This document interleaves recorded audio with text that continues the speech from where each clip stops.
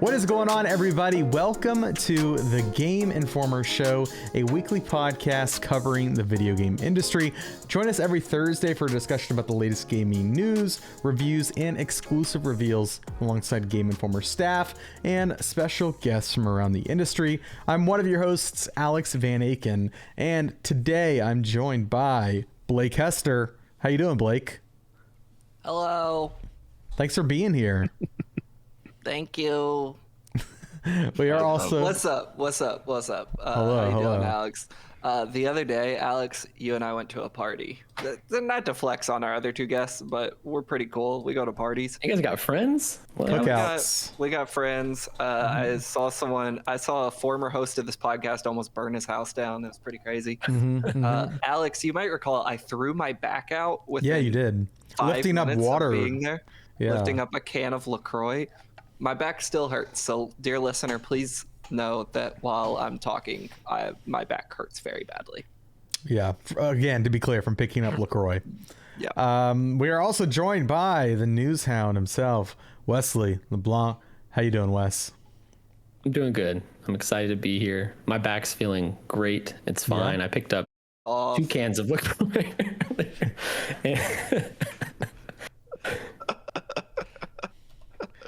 Wes, I like your outfit today. Thank you. It's yeah, I like it too. Thank you. Is it better than my outfit, Wes? I'm not gonna be comments. Drop a comment below. Let us know whose outfit you like best. Yeah, I love when people comment on my personal appearance on YouTube. I It's also really nice. noticed your apartment is a lot bigger than mine. Oh, that's because it's a house. Yeah, this is my house. You're a house. Oh, you're a house. Oh, Wes, do you own the house too? I do. Yeah, I do. Oh, wow. yeah. And your back doesn't hurt in the house you own. Great. Cool. Must be great to be Wes. Well, at least I don't live in Florida. Yeah, that's the caveat. Is all this can be yours if you move to the worst state in America. No, this ain't the worst state. I think Ohio is overtaking it. Indiana's the worst state in America for sure. Ohio's close second. Florida's At least the you have the worst. beaches. It's because well, our beaches aren't that. They're overrated. Don't you have like Florida's the red best. tide where like you can't go into the water? That's like actually where I live is where that like the red tide stuff happens too. The St. John's River. It's you don't get to swim in it. Sometimes there's parasites that like eat your brain and they tell you not to get in the water at that time. It's Nice. It's fun, you know. Like a fun dice roll, you know? Yeah. Wes, do you feel like this is an apt description of Florida? Because this is the way I've always felt about it. The worst state I've had the most fun in. The worst. At one point, I think so. Yeah, but you know, for reasons on the larger world scale, Florida's become pretty terrible. Overall, yeah, like it's a bad state that you can have a lot of fun in. We've got theme parks, we've got sunshine, we've got. That was Blake for several years of his life. No, the last time I was in Florida, to put a timestamp on this, was 2013. Crucially, before I was sober, and I was in Florida, so I had a grand ole Opry time. Florida can be a good time, yeah, for sure. In a bad state, but a good time. Yeah. I was there last week. That's actually what it did. Hi, Kyle Hilliard. What were you in Florida for? For all that fun you guys are talking about. Yeah? What kind of fun? Did you go to Minion Land? No, just Disney stuff. Didn't make it over to Universal. It seemed scary over there. I was listening to last week's episode. It seemed like there were like zombies and stuff. Yeah. No, we're good. And there's a horror attraction featuring zombies. Yeah, that's what I mean. I don't want to go hang out there. I'll hang out at Disney's or Mickey's not so scary Halloween party is what I think they call it. Yeah. Well, welcome back. Glad to have you. We're gonna jump right in because we're all busy people. Most of us. I'm not really that busy. Some of us are homeowners, some of us are busy. I'm not a homeowner. I rent, so I'm less important than Wes here, who has a hard out today to go do homeowner stuff. Yeah, you gotta fix stuff probably. You gotta Alex's apartment. Drill some holes. Alex's apartment is beautiful, though. Every time I walk in, I'm like, yeah, as you can tell, video viewers, The gray corner here. Yes. Hell of a corner. Lovely. It's in a beautiful apartment, Alex. I love Thank it you. very much. Can I Thank you, move in? Blake. Let's talk about Lies of P. Wes, you reviewed this for us. Kyle, you are very far into it seems like, and I'm also like 5 hours in. Well, actually, I think it's worth giving the sort of behind the scenes context, because I think it's fun. And also, and then Wes can explain more, because I want to hear from Wes for sure. But I was on the review, and then the code came in right before I went on vacation. And my plan was like, I'll play a little on vacation. I'll play on the plane. And then I will, when I get back, I'll go heads down and really finish it. And in between, while I was gone, from what I understand, Wes like blasted through the game, was not obligated to play it, wasn't assigned the review, but blasted through it. And then when I got back, I was like, I think I'm like halfway through. Wes is like, I'm done, and I've gotten all the optional bosses. Do you want me to pick up the review? And I was like, hell yeah, absolutely. You feel free to write that review. And Wes, I tell us about your experience. You liked it, as I think of the early takeaway. Yeah, so I jumped in just because I try to, we get codes for games, and I like to hop in and see if it's something I should completely play through just for, end of the year consideration, all that kind of stuff. And it took a few hours, and I was like, okay, I'm going to beat this game because I am really loving everything about it. Yeah. And then I put 40 hours into it to beat it in like 5 days. So like when I told the team I had beaten it and stuff, I already had it behind me, but I was like, I don't want to step on Kyle's toes. Like maybe he's excited to review this. So I just casually mentioned in our meeting, like, hey, I'm going to write up maybe an op-ed or like some tips or something for our coverage since I'm done. And then that's how the whole conversation got started about me reviewing it. I wanted to write the review. I had a lot I wanted to say about it, but I didn't want to step on your toes. Oh, no, you're fine. Yeah, and as I recall, Wes, correct me if I'm wrong, Brian Shea, our reviews editor, said, yeah, Kyle's too much of a baby gamer to beat this hard game. So Wes, big man gamer, homeowner. And homeowner, yeah. And homeowner. I can think you beat this instead? I think the couple of times Brian has brought me like a Souls game, my response has always been like, I am a baby gamer. Like I like Souls games, but they take me forever. Like they really take me a long time. So I was nervous about even attempting to review Lies of P. I offered to Shay not too long ago. I was like, hey, I'll review Armor Core for us, which is a game I beat the crap out of. Let me just say. And he just like did not even entertain it. He was like, no. We don't have time for this. Those From games, man. Well, I guess like segueing into this one feels a bit easier than other FromSoft. Well, this is not a From Software game. From other Souls likes. There's also like, I mean, I don't like, even though some of the bosses are easier, I'd say a fair amount are. They're really well designed and really fun to uncover. From the mid bosses, like you'll just like stumble upon. There's so many mid bosses in this game that you just, I'm in a room now and this guy wants to kill me and he's got a giant health bar on the bottom of the screen. It's awesome. It's I when I had first told everyone in our like morning meeting that I beat the game, and I was just kind of talking my thoughts about it, I was basically saying this is my favorite non-From Software Souls-like, and I even like it more than some of From Software's games in that genre. That's high praise.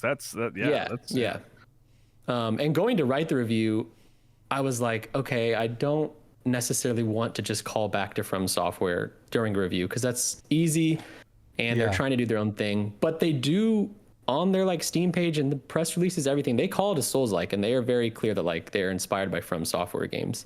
So it kind of freed me in a bit writing this review where I was able to like directly compare the two because they want to emulate From Software. And I can see why after playing the game, because it feels so much like one. I had to remind myself like this isn't a From Software developed game. But like I don't think any other team making these kinds of games has nailed the feeling of their games more. And it's not just a replication. They have their own unique twist on this subgenre.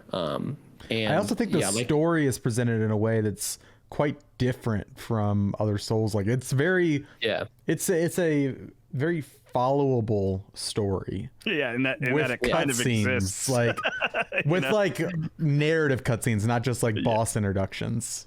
Yeah, there's characters with like names and they'll reappear, and there's a villain and you know his name, and like he's your big bad, and it's really cool. Not that I dislike From Software style of storytelling, but it's cool to have a game like this that is a little more linear and understandable, and I don't have to go watch a VodiVid's 3-hour dissection of this character to understand their place in this world. Like I beat the game and I could tell you what Lies of P is about, and I can tell you what the different endings mean, and that's really cool as someone who also likes From Software style of storytelling. Right. It is. I mean, I think you even say as much in review, Wes, that it's like the Pinocchio angle of it all. Like initially, it does feel silly, and it's not. It's not completely by. I mean, I haven't finished it. I think I'm like 3/4 now at this point, but like.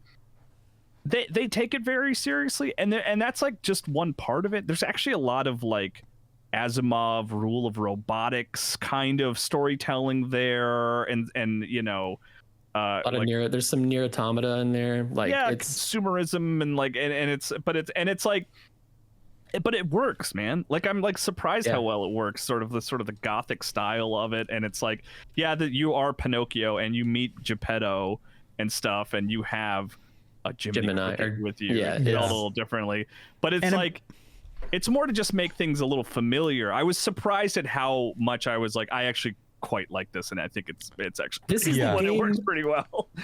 I don't know if you guys remember, but whenever, and I think Steven Totillo at Axios put up a story about it this week. This was the game where that initial reveal trailer or some of the first screenshots had like the APAB thing hanging on the puppet. All puppets are bad.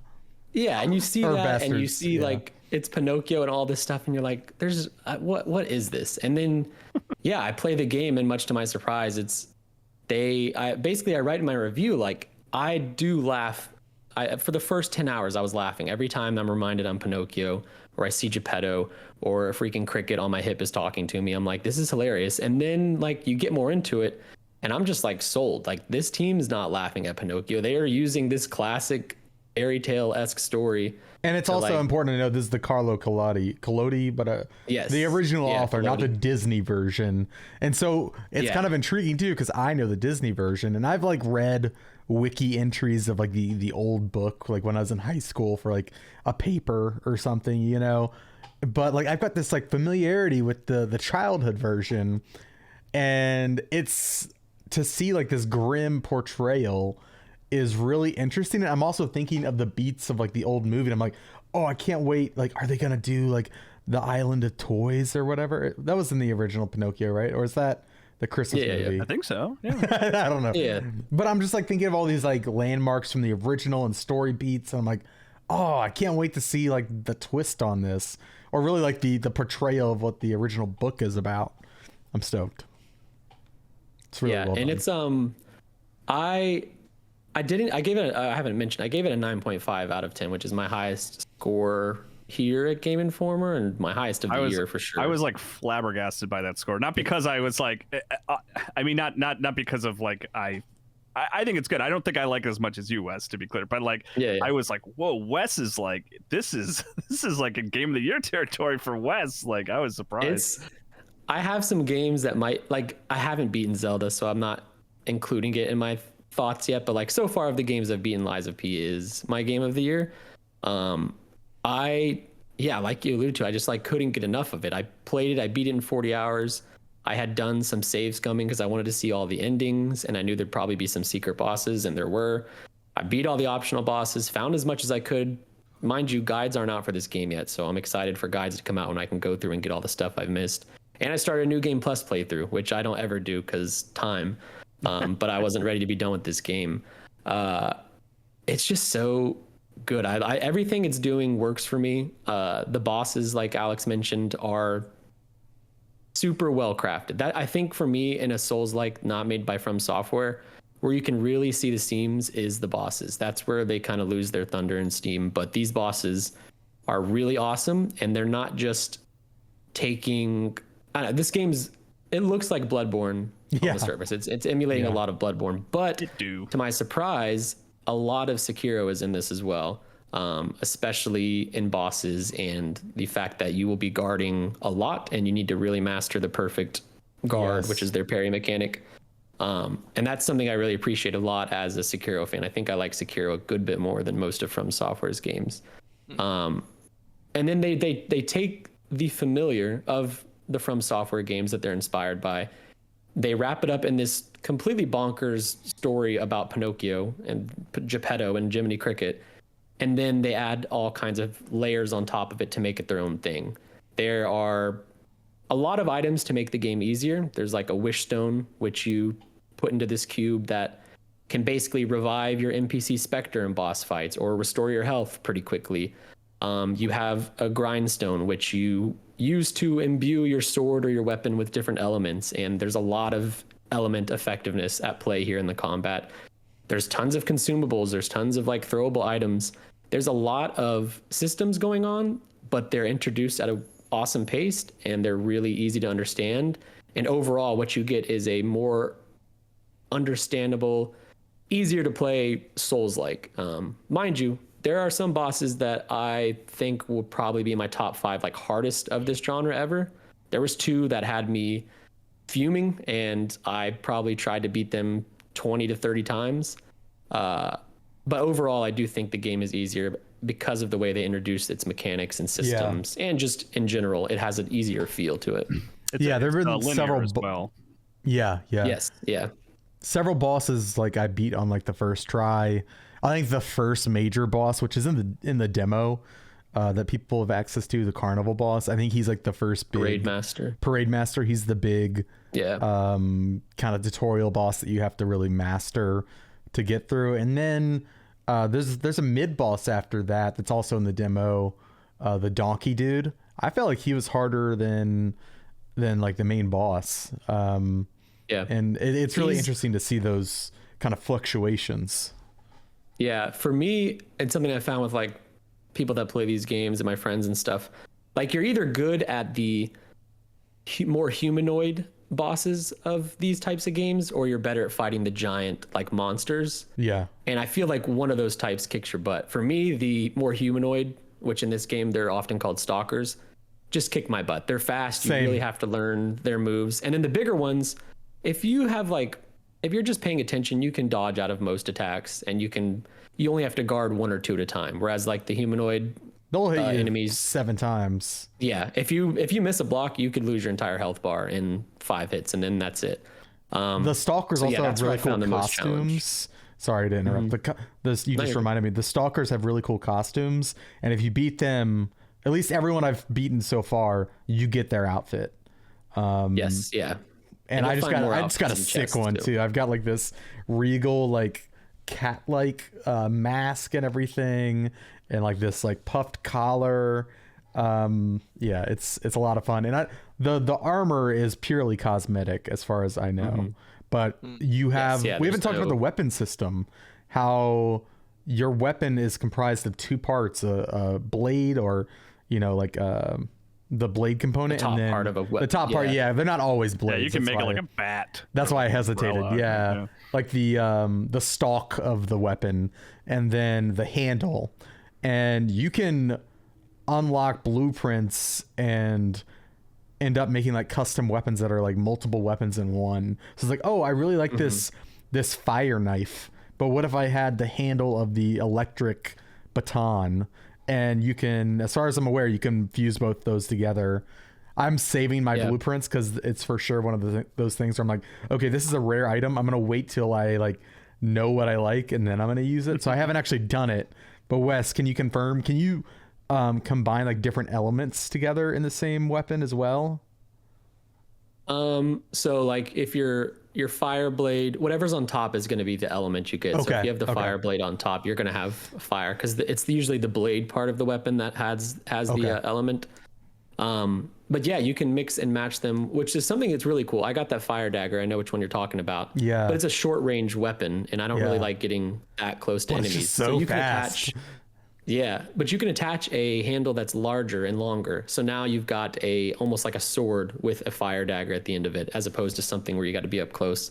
And then each individual component has a special move called a Fable Arts. Admittedly, I didn't use them too much, but some of them are really good. They're basically like a showboaty, flashy move. It's kind of like the Art of Wars from Elden Ring almost. That'd probably be like a pretty close analog. Yeah, but you're not summoning anything with them like you do in Elden Ring. These are just strictly like physical attacks. But yeah, and you can go pretty deep with the weapon customization. I have a technique build, which I don't often do in these kinds of games. I usually go like pure strength just so I can have some high HP and high hits. That's what I'm doing. But technique is like, yeah, technique is fast paced. It's like all about critical hits and staggering enemies. But I really like that electric baton, which is more of like a strength focused weapon. You have, I forget the name of the item, but you can basically take these items, put it on that weapon, and it takes the strength-based property and puts it towards technique or one of the other elements. Not elements, but one of the other types of builds. Yeah. So now I'm able to take a strength-based weapon and fit it to my technique build, which is something I really like because I don't know, there's a few technique weapons I liked, but for the most part, I really like the electric baton because you hit people and they get electrified. And I liked that I was able to kind of conform that to my specific build. And you can do that with all the weapons, which is something I really appreciated. Yeah, this game, it rules. It's my favorite Souls-like by a mile. I don't think any non-From Software Souls-like gets close to it for me. And I like it. It's probably in my top 4 of these types of games, which beats a good bit of From Software's. Is it just like the setting? Is it just like you just like being in that world? I think the setting is really compelling. Yeah, it's funny because in my original review, and we ended up axing it out because we weren't sure if people would know what it was. But I kind of refer to the game. It's like 19th century France inspired, the setting of Croc, but it has like a very Main Street USA feel to it, which I guess some people might not know, and Kyle pointed that out. Yeah, what do you mean by that? I don't know what you mean. So it's funny because Main Street USA, like my go-to for that is you were just at Disney World when you walk into Magic Kingdom, that like old school style Main Street USA. That's called Main Street USA.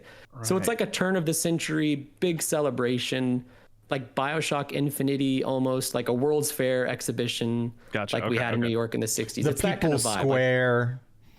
Yes, that kind of vibe. Yeah. Basically, like industry is alive, and we have robots and with cool Mickey stuff. ears. The opening to Atomic Heart, another one of those. Yes. Yeah. And I just have always really vibed with those settings, and this game has a really cool one. And then it's also like a really, really pretty game, and it runs really well. And almost every new area I went to, I was impressed with, from a visual standpoint, from a layout standpoint, from the enemy variety, because there's a good bit of enemies in this game. It's just like all the parts where I expected a non-From Software Souls-like to like show its cracks, Lies of P almost never did. And I just continued to be impressed with it all the way up into the ending. And the ending is like, I cannot wait for people to play this game. I have never popped more for an ending. I was like, it makes me laugh thinking about it. I posted on Twitter about this. I was hooting and hollering at my screen watching what the ending to this game was. And I can't wait for people to see why, because when they see it, they're going to do the same thing. This game it's wild. I love it though. Can't wait. Can't wait to see the end. Well, cool. Anything else before we move on to another game? I guess go read the review. Yeah, go read the review. Go watch it on YouTube. For the record, I'm with Wes. I'm very high on this. I would also I could see if I was the one giving it a score, I could easily see a 9. I'm not as far as him, so I haven't seen where I would go higher than that, but it's really, really good, really solid, and for sure, it's almost top 3 of the year for me. It's one of those. I didn't give it a 10. I gave it a 9.5, which is almost as close as we can get to a 10. But I haven't given a 10 here yet, and I feel like a 10, I feel like I don't need to argue to push something up to a 10, and I would have to do that with Lies of P, which is where I kind of settled at a 9.5. It didn't scream 10 to me, but it's right up there. It's almost a 10. Yeah. I could hear the mechanics of Pinocchio. They were pumping. That heart was pumping. Also, one last thing, the soundtrack, really great. You can unlock records to play in the hotel, which is the hub area, and some of those tracks just sound like Persona tracks. it's really good stuff. But make sure you listen to the whole thing. Stay in the hub. You don't have to stay by the record player, but stay in the hub where you can hear it. Yeah, make sure you listen to the full song. Yeah, there will be a benefit. It's out September 19th, which I think if you still got a couple days to go if you're listening to this the day that the podcast drops. You still got a couple more days, but yeah, everything PS5, Series X, PS4. I played a lot on Steam Deck, which was solid. It has like visual hiccups, like textures would kind of disappear occasionally, but the important part of the game, which is like functionally how it runs and the frame rate consistency, that stuff stays solid on Steam Deck. So I've actually been quite enjoying it on Steam Deck. Awesome. Well, speaking of From Software, Blake, you played the heck out of Armored Core. Yeah. Tell us about it. I mean, we've talked about, I think, a couple weeks back. It's been one of those games where like kind of talked about it each episode a little bit, but I think you're the first person on the team who's been able to talk about beating the game and what that experience is like, and kind of your takeaways overall from the whole thing. All right, check it out. A few months ago, myself and Alex Van Aken, the typical lame stream media we are, game journos, we went in the only paper of record, Game Informer magazine. And we were the first people on Earth that were not a developer, publisher, external partner, or probably other Japanese game press consultants. We were the first people on Earth that weren't the other probably 700 people on Earth who had seen this game. 701st. Armored Core 6, Fires of Rubicon. And Alex and me, we got up on our soapbox, all snooty, like us game journalists always are, looking at these little developers that need all the help they can get. We said the game's pretty underwhelming. I don't know what to tell you, bro. It looks cool in some parts and not that great in other parts. And so I got code for this game, Alex. And I was like, gotta put my money where my mouth is. I'll play this whole damn game. No matter how hard it is, I'm gonna see it through. Because believe it or not, it's not super common for Game Informer to say a cover story game looks underwhelming. So I played it. It's still pretty underwhelming in parts, but I like it. It's cool. There's a lot of build up for it. Well, you know what? I'm crafting I'm weaving a tale for the listener. Audio is but a different storytelling medium. I stand by our cover story wholeheartedly. I have not changed how I felt about it, which if you read our cover story, I said, wow, parts of this game look freaking awesome, and other parts leave quite a bit to be desired. And that's how I feel about Armored Core. I think all the things it does well, it does extremely well. I think the simple act of movement is a joy. It feels great from the get-go just to dash and zip around. Building your mech, for any of those who might not be super familiar with Armored Core, a big part of that game is building your mech to your specific interests, needs, and desires. Emphasis on needs, really. I really enjoyed all that. The menus were a nightmare, but with enough brute force, you can learn them. But the game does not help you out by any means.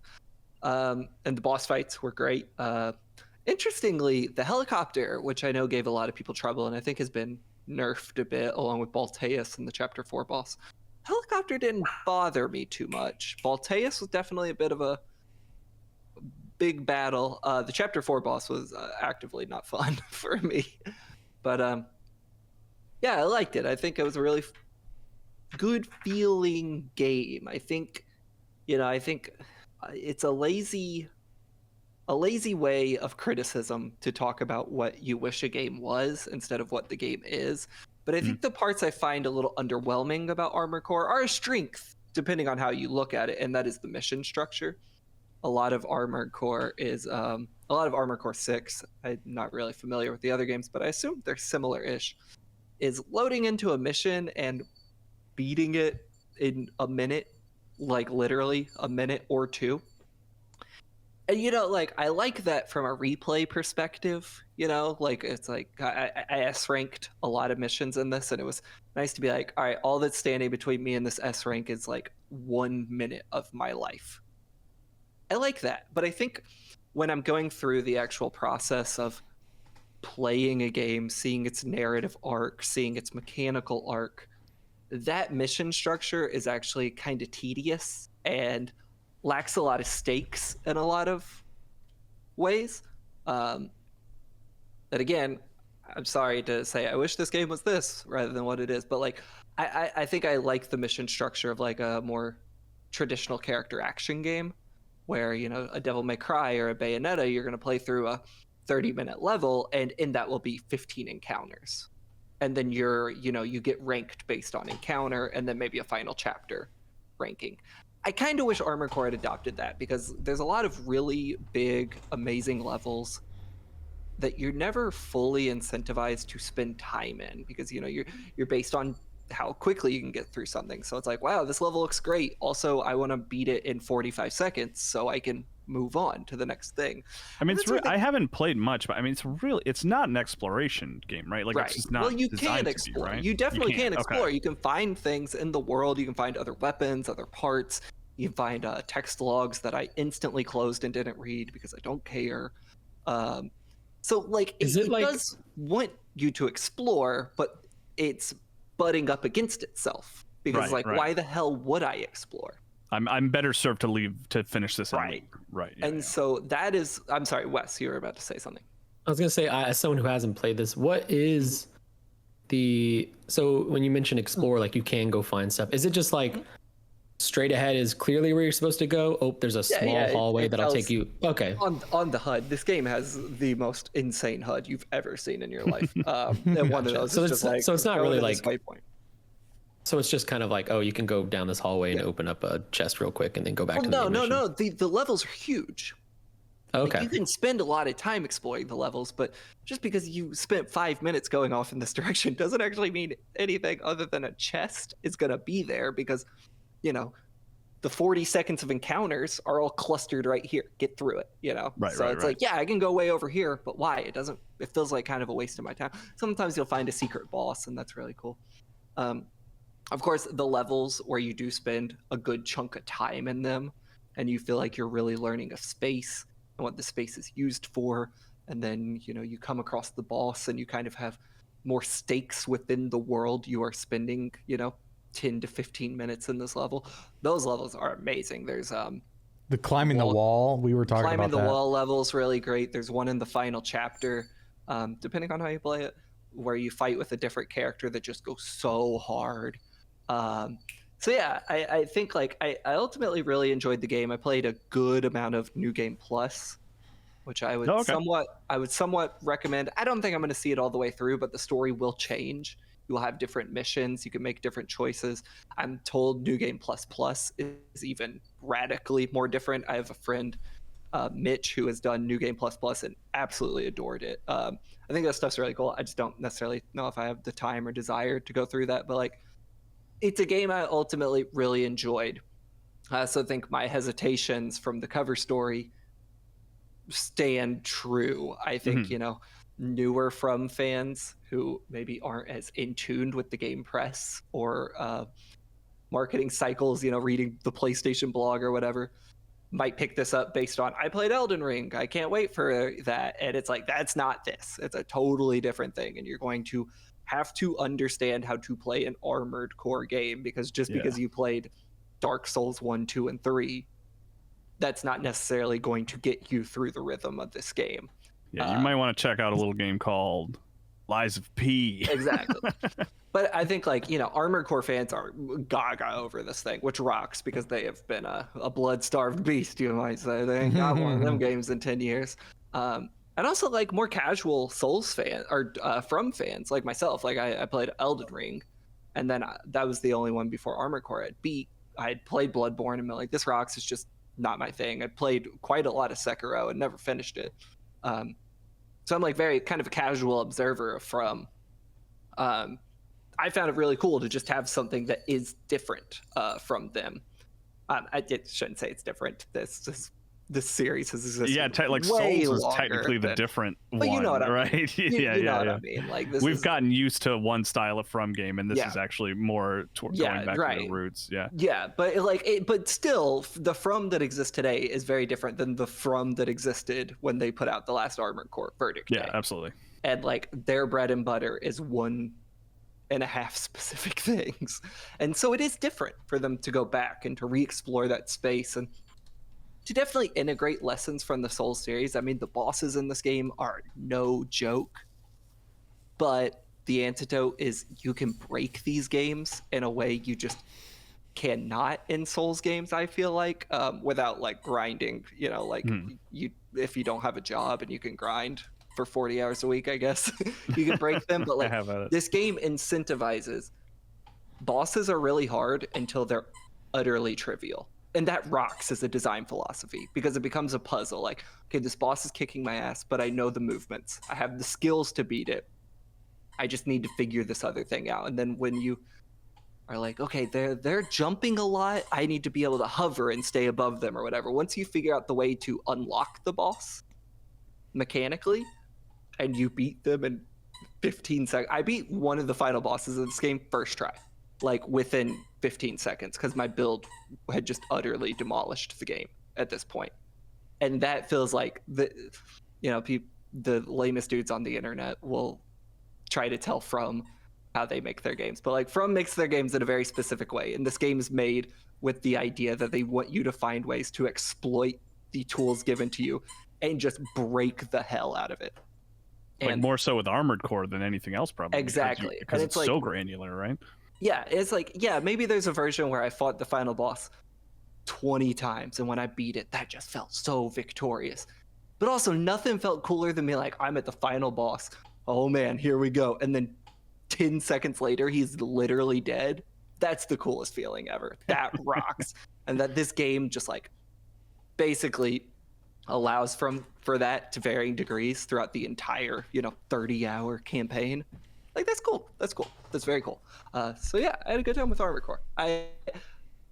We'll see if I get back to New Game Plus and New Game Plus Plus. I doubt it, but like I did definitely like enjoy. I played about half the campaign, and again in New Game Plus, I was like, "There's cool stuff here." So I think people enjoy sinking their teeth into it. So yeah. What color was your mech? Like a pastel pink and white. That's it. Guns pink and white, mech pink and white. Everything. That makes you stand out in the snow, though, right? That doesn't seem tactical. Brother, it's not a stealth game. The whole point of the game is you are a mercenary destroying a planet. I think that was actually the original subtitle before Fires of Rubicon, right? Brother, this ain't a stealth game. Armored Core. Yeah, you want your Armored Core to stand out so that the various factions start Liza pee in their pants when they see your ass coming, dude. And you best believe when they saw my Armored Core, Reagan, as its name is, obviously, named after my favorite president, clearly.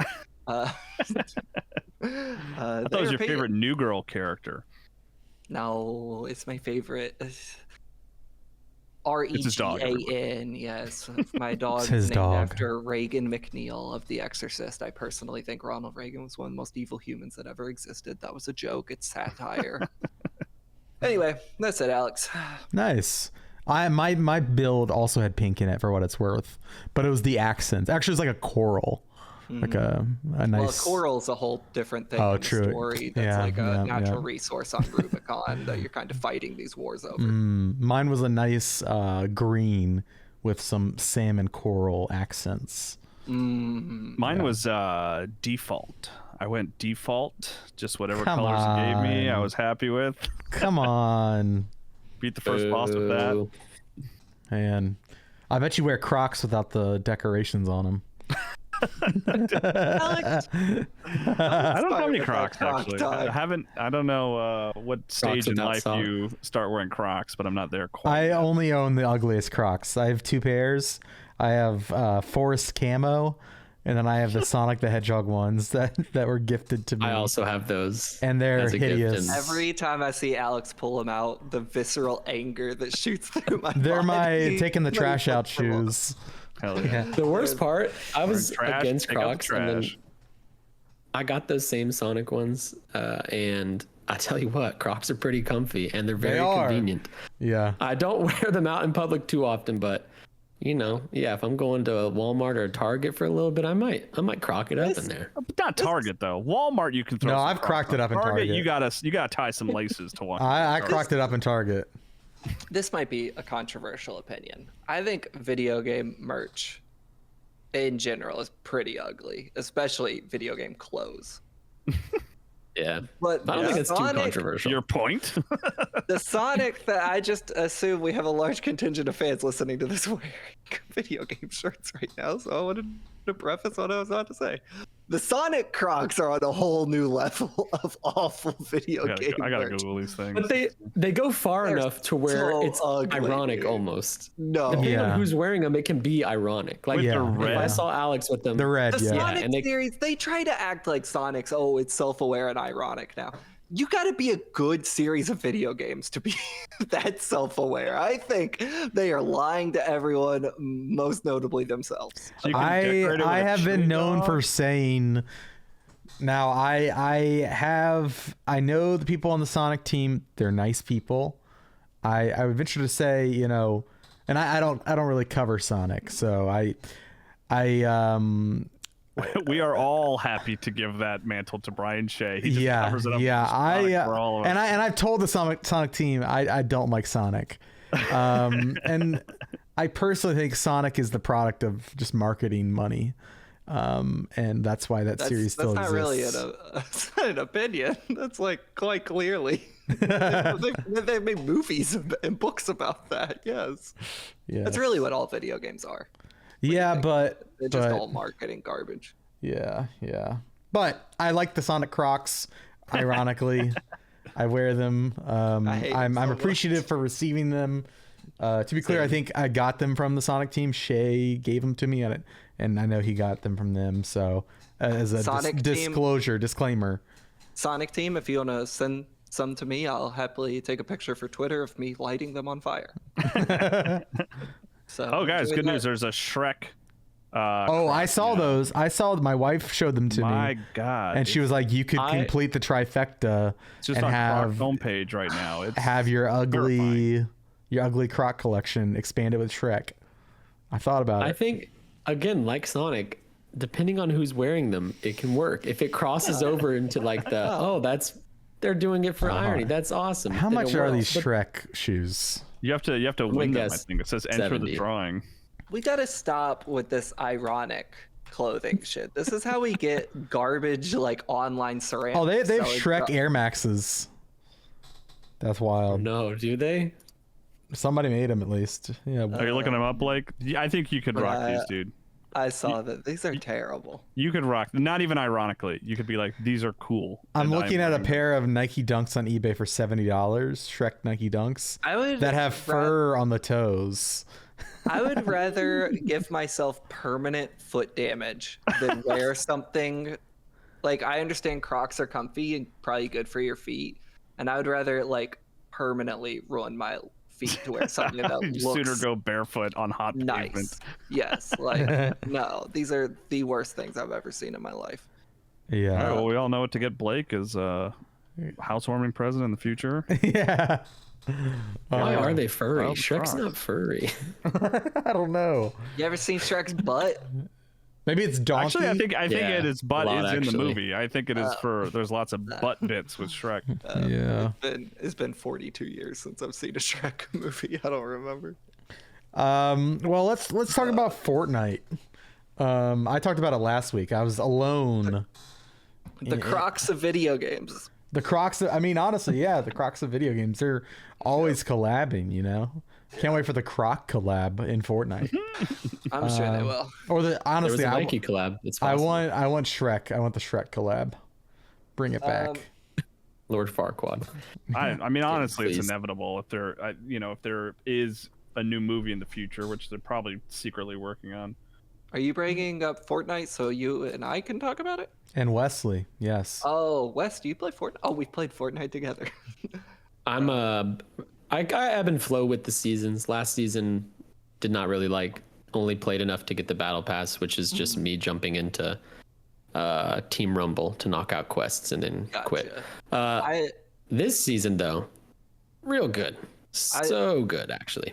I've monopolized a lot of the podcast, so I'm just going to say one quick thing, and then I'll let y'all two pop off about it. Because I don't do the Battle Pass stuff. I don't engage in the missions. But they added this thing called the Rocket Ram that lets you boost across the map. It's the sickest thing they've had in this game since the UFOs, and I love it.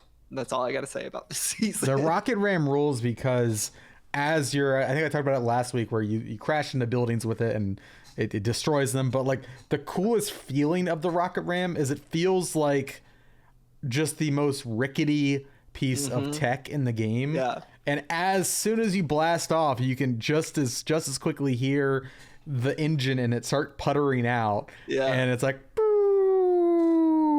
And it's and you have so much mobility in it. It rocks. Yes. It's so good. Yeah. Yeah. But Wes, yeah, I agree. I think the season rules. I've been playing it. I just unlocked Fish Thick, which we might have talked about on the podcast. Yeah, the muscular fish. The South Park? Isn't that a South Park joke? Fish. No, you're thinking Fish Sticks. Yeah, you're thinking Fish Sticks. This is Fish Thick. He's the bodybuilding fish. So that's about how far I am, which is probably like halfway, a little under halfway. Yeah. I think it's in like the 40s because I just unlocked Fish Thick as well. Unlike Blake, I am unfortunately a victim of the Battle Pass. I wish I wasn't so like I have to do all the quests when they go live. That's what I focus on. Yeah. That's what I hit up friends. I'm like, hey, I'm just doing some quests right now. I'm not trying to win. It sucks, but like the Battle Pass system it does what it needs to do with me.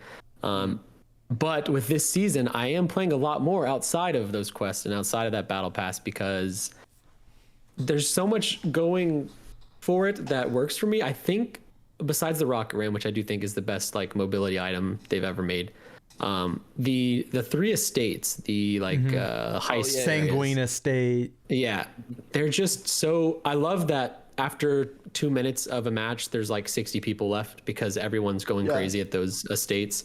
I love that there's like secret ways to get into the vaults and heist them before anybody actually gets to there. It's great for farming kills, which I need to do for quests often. I like to play these games. I'm just kind of aggressive. Like me and my friends will just go after people. We try to get like as many kills as we can, and also win. But hard to win when you're just going after people nonstop.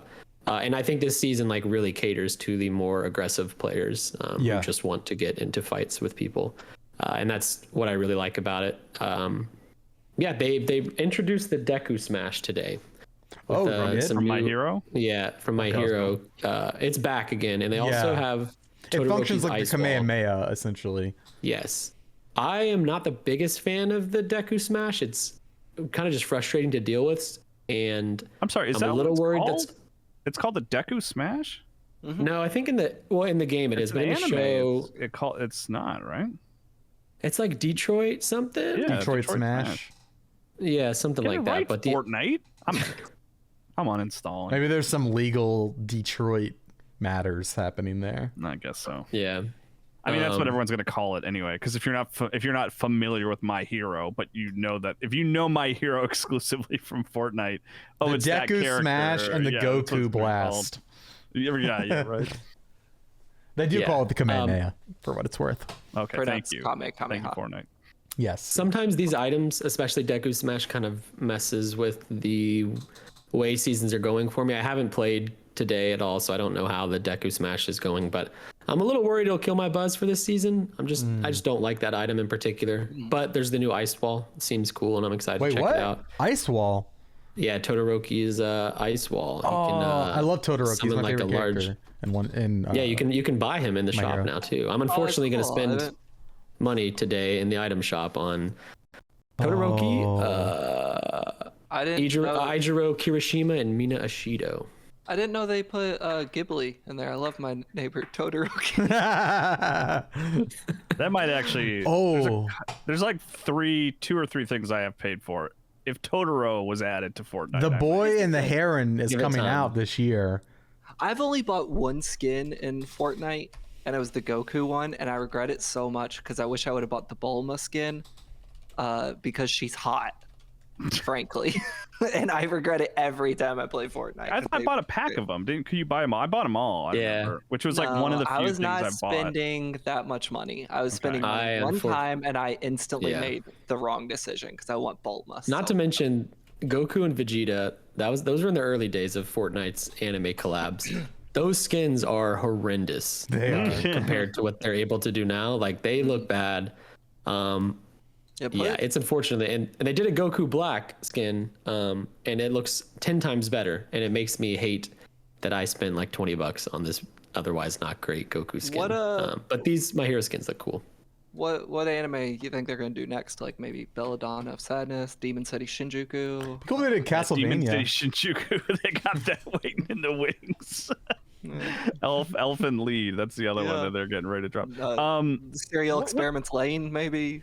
What's going on with One Piece? They made like a One Piece official custom level or something. Yeah, they made like it's like the ship. I forget the name of, not the Going Merry, but the one from like the first season and stuff. And then Sanji's restaurant is there, and like it's like just a mishmash of stuff from that first season.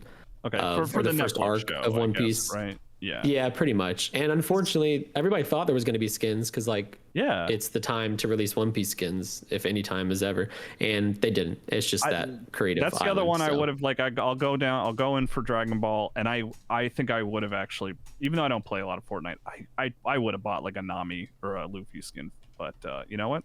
If they hate money, it's not my problem. I would have bought a Nami skin too because she's hot and spicy. Give it time. Everything will be in Fortnite. No, I'll never spend money on Fortnite again. They got it one time and I messed it up, and I'm still mad about it. Still mad. And to get them back, Tim Sweeney's address is. Yeah. It's not true. You could probably Google it though. He's a billionaire. Yeah. Oh yeah. Well, cool. Anything else? Do you want to? Number one, I just want to play Fortnite with you now. Let's do it. After this. I'll shun the rest of my work responsibilities for the day. I'm down. Let me know. We don't have to. Kyle, turn your headset off. We're gonna talk about. I'll play after this. Yeah. It's 3 o'clock. I'm not gonna get anything meaningful done after this. Yeah. Kyle, you didn't hear that, right? Yeah, hypothetically, maybe. And that Liza P review, we're all good on that, right, guys? Embargo list tomorrow morning. I didn't write the review. Who you know what embargoes don't matter, you know? Embargoes don't matter. Game doesn't come out for like a week anyway. So yeah. Right. Well, before we get out of here, I do want to talk about, I know it's a little bit of a shorter episode. I do want to talk about Nour. Play with your food. Who here on this call knows what Nour Play with your food is? I know what it is, but okay. How Wes feels. I want to hear Blake talk about it. How Wes feels about Liza P and owning a house is how I feel about Nour Play with your food. It's my favorite thing ever, and I love it. Yeah, tell people what it is. Owning a house and Liza P, similar difficulty. Yeah. Tell the folks what it is, Blake. What's Nour? So you say no in Australian. Oh, Nour, yeah. I almost made the title of the NGT, but I didn't. So Nour is effectively a physics simulator, where, believe it or not, folks, excuse me, I was playing with my food a little bit. I got the burps right now. Oh God. Or believe it or not, folks, it's a physics simulator where you play with food. So there's I want to say like 20 levels or so. Each one is kind of based on like a gimmick, like, oh, make a pizza, make a burger, use this meat grinder. Oh, here's a vending machine, get the stuff out of the vending machine. And then wacky hijinks ensue, and you can mess with it based on, like, they have magic spells you can use, or items like a hammer or a ray gun or a incinerator. And basically you just load into a level. You spend 2 to 5 minutes slamming every button on your controller while this like dream pop ass aesthetic just goes ballistic on your TV, and food is just flying everywhere, and the physics are starting to get really messy, and you turn the gravity off so everything is flying around the screen. and then you load out of the level and you go to the next one, and an hour later you've played them all and you had a great time. And I think, like, I'm not putting on a bit. Like, we uploaded the NGT of this, and I was like, I'm unbelievably gaga over this game, and a lot of the comments are like, what are you talking about? This looks like nothing to me. And I was like, well, that's because you're too goopy goblin gamer brain, to use a Nakey Jakey phrase. This game is just like really what I love in video games is like the pretensions or whatever are gone. Like, there is a story at the very beginning, narrated by Lily Pichu, interestingly enough, who's like a streamer, YouTuber that's really popular right now. Just thought that was kind of an interesting note in the credits. It's like a minute-long cutscene at the beginning plays out. You can read into it if you want, or if you're like me, you can be like, okay, whatever. And then you just, for an hour, which is the perfect length, just have fun messing with something interactive on the screen. And it is visually and sonically distinct from much else. And that's like, literally at this point in my life, I've played so many video games that like, that is good enough for me, is for something that does not waste my time and like hits different than anything else. As goofy as it looks to just be like, oh, it's a freaking dumb physics simulator where you make a burger dance around in zero gravity. Like, the game has committed so hard to its specific like pastiche, you know, it's like visual, like it's visual aesthetic and the kind of like dream, what's the word I'm looking for, like soft pop audio soundtrack it's got going on, like the marriage of those. And kind of like, it obviously seems very influenced by like kawaii stuff, very colorful bubblegum aesthetics. Like, it just rocks. Like, it's just so confident in what it wants to be. It doesn't want to be anything else other than a fun little playground. It just sounds pleasant. Exactly. Right? Yeah. Exactly. Right. But like pleasant and distinct, because there are plenty like, you know, cozy games or whatever the hell that are all just like becoming so derivative of each other. That like, this game is very pleasant, but also unlike anything else. Like, no one else is making a Nour game right now. There are other cooking games, sure, there are other food games, but none with the distinct angle of Nour. Is it like a score? Like, is there like, is it all sort of passive fun, or is it, are you like trying to build towards something? It's a lot of passive fun. There are definitely things you can do in the levels to find other things. I haven't fully figured them out, but like, you can like collect jellyfish that show up throughout the level. Okay. If you mess with the controls or level long enough, sometimes you will just be taken to a different part of the level, which will have a new puzzle or different interaction. And the burger one, I noticed, I didn't do it myself, but then I was looking at footage of the game. I think if you build a burger high enough, like you can go to like heaven essentially with the burger. Oh, that's cool. Yeah. So there's like little things like that that incentivize you to kind of stick around in each level. It like, sounds like who's the Katamari creator? What's Takahashi? Takeda. Yeah, it sounds like, cause like it hit like Nobi Boy. It has that like kind of vibe to it. Watam, right? Which was very much a like walk around and change hats with weird things. Well, you know. I mean, like, obviously this is a very different game, but something it's actually been reminding me of is Killer 7, because Killer 7 is so committed to its own bit, and that's what Nour feels like. It's like the creators had a goofy idea and they decided to see it through to the end, and you know, and like, it is so committed to just like, what you see on the freaking cover is what you get. Have fun. And I looked it up on Steam. It's on sale right now. It's $11. Like, just it's. I don't want to speak for everyone's financial situation, but that's pretty cheap compared to most video games.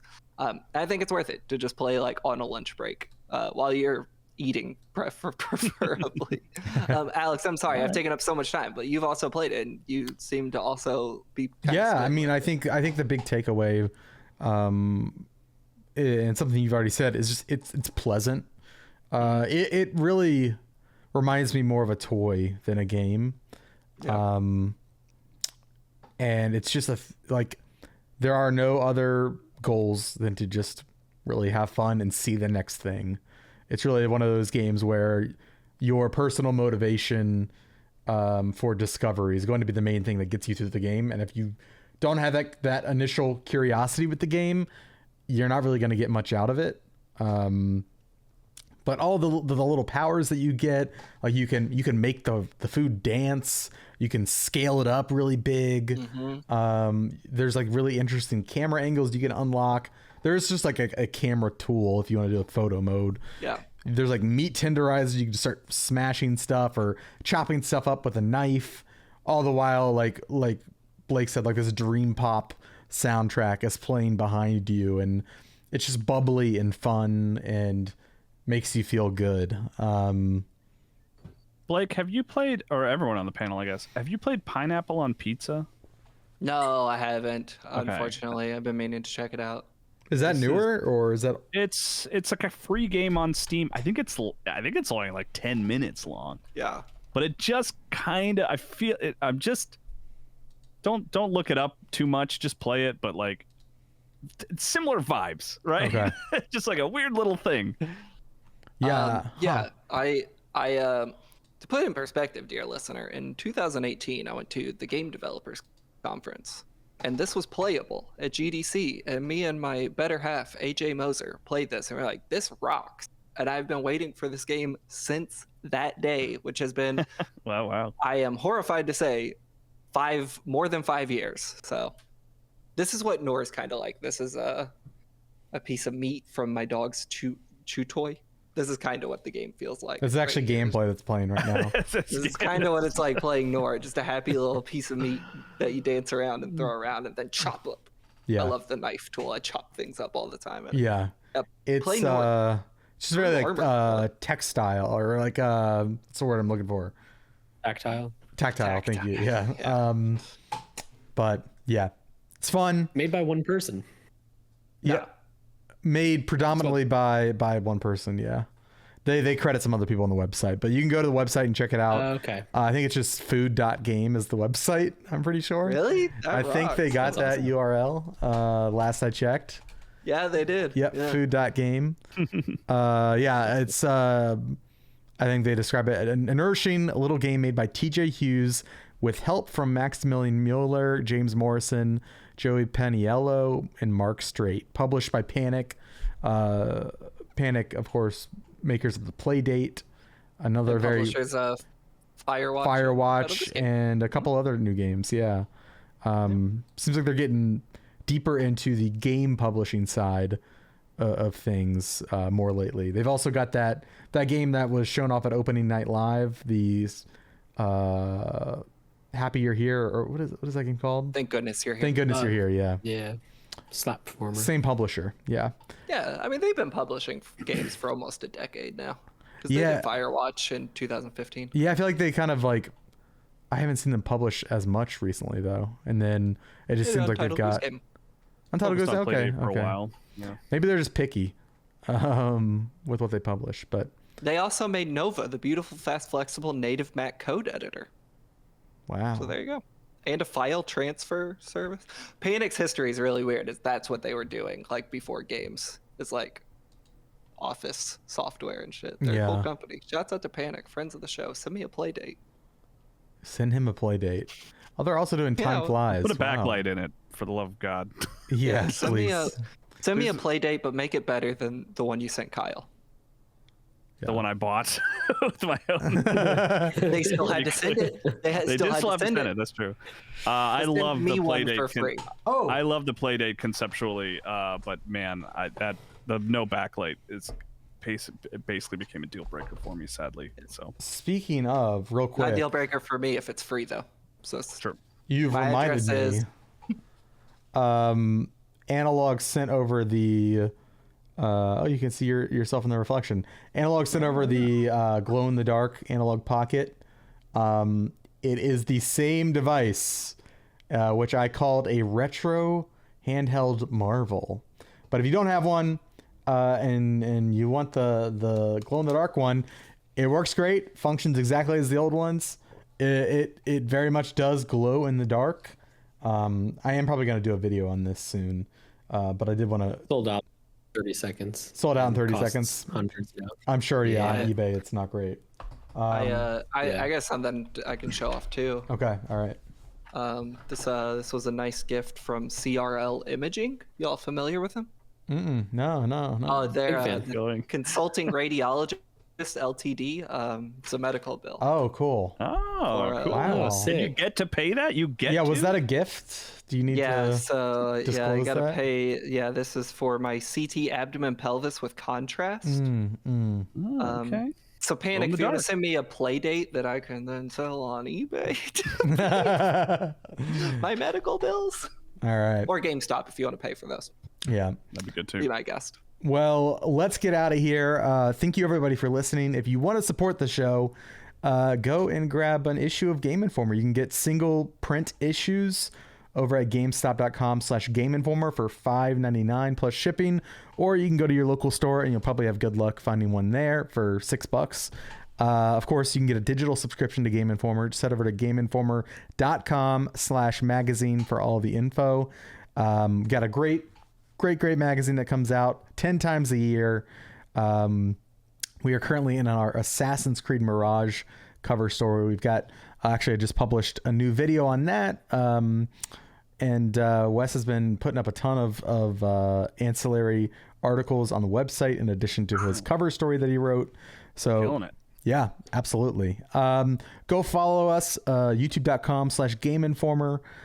You can watch episodes of this podcast, the full video version, on our second channel, which is youtube.com/GameInformer shows. Just make sure you put the little @ before the username and the URL. Head over to twitch.tv/GameInformer, where we stream every Friday. That's Kyle and Marcus streaming on Fridays, our replay show. They're currently replaying Mortal Kombat 9, correct? Yeah, my first real interaction with Mortal Kombat, honestly. Like, I basically started at 0, and now Marcus is showing me Mortal Kombat 9. I'm learning a lot. Yeah. Of course, you can watch archives of that stream over on our second channel, Game Informer shows. Listen to All Things Nintendo, our Nintendo podcast hosted by Brian Shea. That releases every Friday. Go listen to our podcast editor shows, Matt, aka DJ Stormageddon. They host Fun in Games and then a BioWare focused podcast called Reignite. And lastly, follow the crew here on social media. Blue Sky, Threads, maybe Twitter. Do not follow Blake. You can follow Wes at LeBlanc Wes. You can I always forget you flip it. You can follow Kyle at these are all off the dome, by the way. You can. That's impressive. Yeah, it's impressive. Yeah. You can follow Kyle at Kyle M Hilliard, but he wants you to follow him on Blue Sky, where he predominantly posts. I am also predominantly posting on Blue Sky at It's Van Aken. If you're in the Discord and you need a code, I have a couple extras as well. I know I gave a few out a couple weeks ago. I've got more if you want them. Follow Blake at Radmure on Twitter, RADMURE. And you can find him on Blue Sky as well. That's going to be it for the show this week. Thank you everybody for watching and listening. Leave us a review on Apple Podcasts if you haven't, on Spotify. I saw we got some new ones recently. We really appreciate taking the time out of your day to do that. It does help us out on the show.